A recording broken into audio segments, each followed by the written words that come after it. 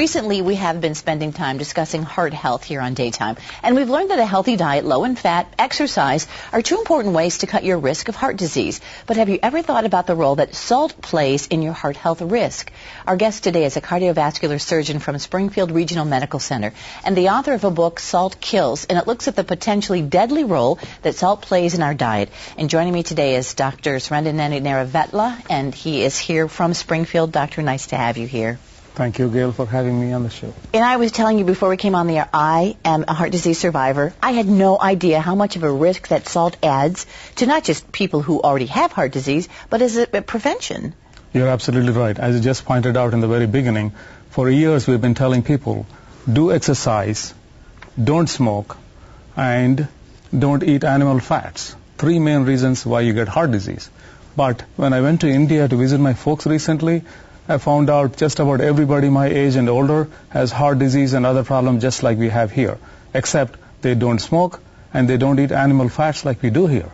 And then I found out by digging through the research that salt is the largest and by far the most widely ignored and also the most easily preventable cause of health problems. And that's how I ended up writing the book to explain it. This is interesting in the fact that you think you're the first one who's really written a book about the fact that salt can be so deadly, and that we really have been ignoring this for so long. Well, we know for a long time salt causes high blood pressure. Add salt to your food, you get high blood pressure. More salt you add, higher the blood pressure goes.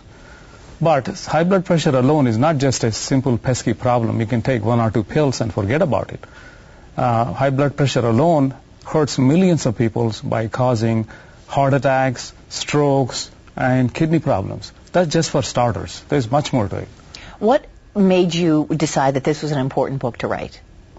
Well, as I started digging, as I said earlier on, there is more to it than just high blood pressure. For example, salt has now earned the title, the enemy number one, the public enemy number one. The reason for that is it hurts you in so many different ways you never thought about. For example, osteoporosis.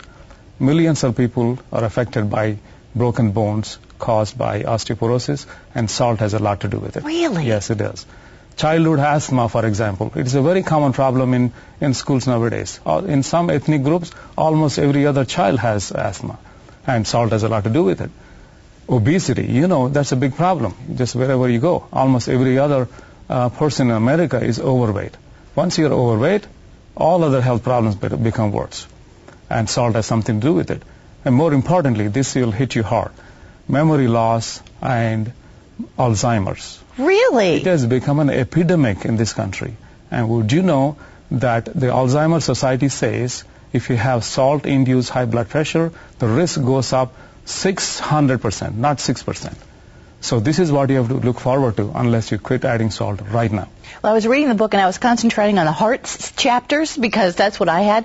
And I did notice that there were many other maladies that salt contributes to. But my question to you is, it's not just about putting salt on our food. How do we as consumers know how to cut the salt in just the foods that we buy? Because there's sodium in everything as a preservative. Well, the short answer to your question, Gail, is that there's no excuse to add salt anymore as a preservative. The commercial company is doing it to sell more product. That's my opinion. But you need to pick the choice with the lowest salt possible in the things that you want to buy. But you also need to know that 80% of the excess salt we consume actually comes from preserved foods and processed foods, not that you're just adding it on the table. Right. So you have to be a good consumer and read labels, right? Yes, you do have to be a good consumer and read labels. The most interesting part about Salt Kills, besides the fact that it offers this new information, is that it's information for the everyday person.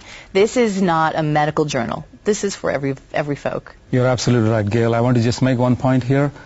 We took the medical information from thousands of publications and simplified into eye-catching illustrations, easy to understand language, and simple analogies to explain how many different ways salt hurts you. I'll give you one example. Here is a graph show you to focus you on prevention. This guy here is mopping the wet floor without turning off the leaky faucet. Now in this analogy, the mop is the pills that we take.